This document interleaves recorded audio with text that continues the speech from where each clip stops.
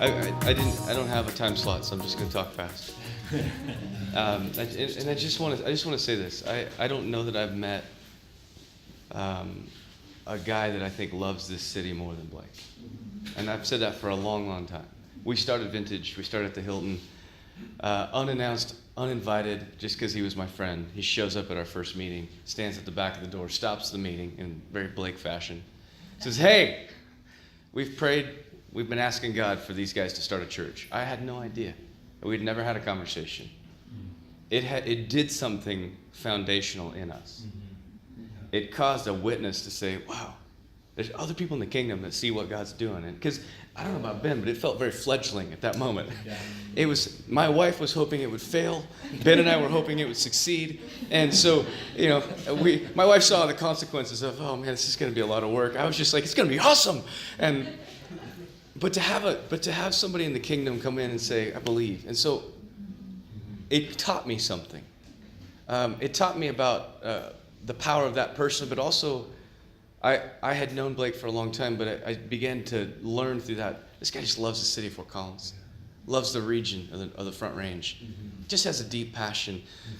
We've been dialoguing about this journey, and I'm the pragmatist all the time. And I've launched every possible attack to say, I don't know, are you sure? And giving him other strategies, and just watched him stay the course, go, no, I know this is what God's saying. I know this is what God's doing. And it's just an insane, first of all, I just feel like a little kid up here. Just men that have served the kingdom so faithfully. It's just an absolute honor to stand in this crew. Rob and I worked together for a short season, and it was an awful lot of fun. I learned a lot about no pretense from Rob. And that's what I see in these guys, is they have no agenda except to see the kingdom established in our day and in our time. That's what I love. Yeah. We cannot take a city one church at a time.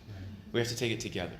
Ephesus is a picture of, there's a unified church that would gather together once in a while, and there's an authority and a power, and I'm longing for and believing for the day when we can figure out as a city what it looks like to write songs and change regions.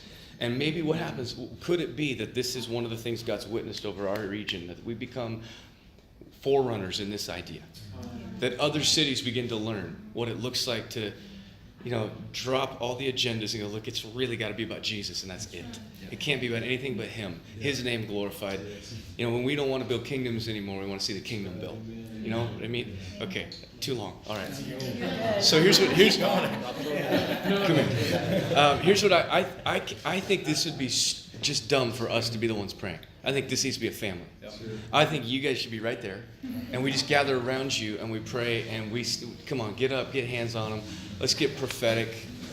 Let's have some fun with it. Caden's just going to kind of give us some background music and just worship. And Holy Spirit, we welcome.